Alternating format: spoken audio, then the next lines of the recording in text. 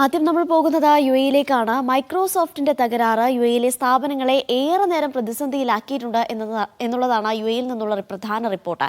സാമൂഹിക മാധ്യമങ്ങളിൽ പ്രവാസി വനിതയുടെ ചിത്രങ്ങൾ പ്രചരിപ്പിച്ച് പണം തട്ടിയ 2 മലയാളികൾ അജ്മാനിൽ അറസ്റ്റിലായ വാർത്തയും യുഎഇയിൽ നിന്ന് വരുന്നുണ്ട്. ഈ വാർത്തകളുടെ കൂടുതൽ വിശദാംശങ്ങൾ ഷിനോഡ് ഷംസുദ്ദീൻ നൽകും.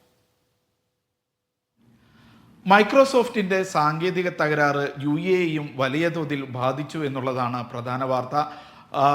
ദുബൈ വിമാനത്താവളത്തെ മുതൽ ചെറുകിട സ്ഥാപനങ്ങളെ വരെ ഈ സാങ്കേതിക തകരാറ് ബാധിച്ചു. ഇക്കാര്യം ദുബൈ വിമാനത്താവള അധികൃതർ തന്നെ സ്ഥിരീകരിച്ചിട്ടുണ്ട്. പക്ഷേ മണിക്കൂറുകൾക്കകം പകരം സംവിധാനം കൊണ്ടുവരാൻ കഴിഞ്ഞതുകൊണ്ട് വിമാനത്താവളം സാധാരണ നിലയിലേക്ക് പെട്ടെന്ന് തന്നെ മടങ്ങി. വിമാന കമ്പനികളുടെ ചെക്ക് ഇൻ സംവിധാനങ്ങളെയാണ് ഇത് കൂടുതൽ ബാധിച്ചത്. പക്ഷേ ചെറുകിട സ്ഥാപനങ്ങൾക്ക് ഏറെ നേരം ഇതുകൊണ്ട് ബുദ്ധിമുട്ടേണ്ടി വന്നു. പ്രത്യേകിച്ച് പേയ്മെൻറ്റ് സംവിധാനങ്ങളെയാണ് ഇത് ബാധിച്ചത്. കൂടുതൽ പേരും ബാങ്ക് കാർഡുകൾ ഉപയോഗിച്ച് പേയ്മെൻറ്റ് നടത്തുന്ന ഒരു സ്ഥലമാണ് യുഎഇ. അതുകൊണ്ട് തന്നെ ചെറുകിട ഹോട്ടലിൽ ഭക്ഷണം കഴിച്ചതിന് ശേഷം പണം നൽകാൻ പോലും അല്ലെങ്കിൽ പണം സ്വീകരിക്കാൻ പോലും കഴിയാതെ പല ഹോട്ടലുകളും ബുദ്ധിമുട്ടുന്ന ഒരു അവസ്ഥയുണ്ടായിരുന്നു. പക്ഷേ സർക്കാർ തലത്തിൽ ഒരു പകരം സംവിധാനം കൊണ്ടുവരാൻ ദുബൈക്കും ദുബൈ സൈബർ സെക്യൂരിറ്റി കൗൺസിലിനും അതേപോലെ തന്നെ TDRAയ്ക്കും കഴിഞ്ഞു എന്നുള്ളതാണ്. എന്തൊക്കെ മുൻകരുതൽ നടപടികൾ സ്വീകരിക്കണമെന്ന നിർദ്ദേശവും അവർ നൽകിയിരുന്നു. മറ്റൊരു പുതുമയുള്ള വാർത്ത ദുബൈയിൽ നിന്നുള്ളത്, മെട്രോ സ്റ്റേഷനിൽ ഇനി ജോലി ചെയ്യാം.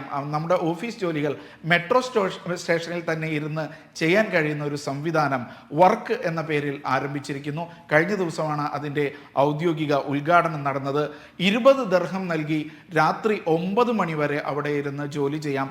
ചായയും കാപ്പിയും അവർ സൗജന്യമായി നൽകുന്നു എന്നുള്ളതാണ് മറ്റൊരു പ്രത്യേകത. അതേപോലെ തന്നെ അവിടെ മീറ്റിംഗ് സ്പേസുകളും ലഭ്യമാണ്. മണിക്കൂറിന് 60 ദിർഹം എന്ന നിരക്കിൽ ഇവിടെ മീറ്റിങ്ങുകളും നടത്താൻ ഒരു സൗകര്യം ഒരുക്കിയിട്ടുണ്ട്. ഇത് മെട്രോ സ്റ്റേഷൻ വിപുലീകരിക്കുന്നതിൻ്റെയും അതിൻ്റെ വൈവിധ്യവൽക്കരണത്തിൻ്റെയും ഭാഗമായി RTA-യും മറ്റൊരു സ്വകാര്യ സ്ഥാപനവും ചേർന്നാണ് ഇത്തരമൊരു സൗകര്യം ഒരുക്കിയിട്ടുള്ളത്. മറ്റൊരു പ്രധാന വാർത്ത ഉള്ളത്, കഴിഞ്ഞ ദിവസം മീഡിയ വൺ റിപ്പോർട്ട് ചെയ്തിരുന്നു. ഒരു വനിത, അതായത് ഖത്തറിൽ നിന്നുള്ള പ്രവാസി വനിത തൻ്റെ ചിത്രങ്ങൾ ദുരുപയോഗം ചെയ്ത് സൈബർ ഇടത്തിൽ പണം ആവശ്യപ്പെടുന്ന ഒരു സംഘം അജ്മാനിൽ പ്രവർത്തിക്കുന്നു എന്നാരോപിച്ച് ഇവിടുത്തെ കോടതിയെയും അതേപോലെ തന്നെ പോലീസിനെയും സമീപിച്ചിരുന്നു. അതിൽ നടപടി ആരംഭിച്ചിരിക്കുന്നു. 2 പേരെ അറസ്റ്റ് ചെയ്തതായി പോലീസ് ഈ പരാതിക്കാരിയെ അറിയിച്ചിട്ടുണ്ട്. ഒരു കാസർഗോഡ് സ്വദേശിയും ഒരു തിരുവനന്തപുരം സ്വദേശിയുമാണ് ഈ കേസിൽ അറസ്റ്റിലായിട്ടുള്ളത്. കൂടുതൽ പേർ ഈ സംഘത്തിലുള്ള കൂടുതൽ പേർ അടുത്ത ദിവസങ്ങളിൽ പിടിയിലാകും എന്നൊരു സൂചനയും പോലീസ് നൽകിയിട്ടുണ്ട്.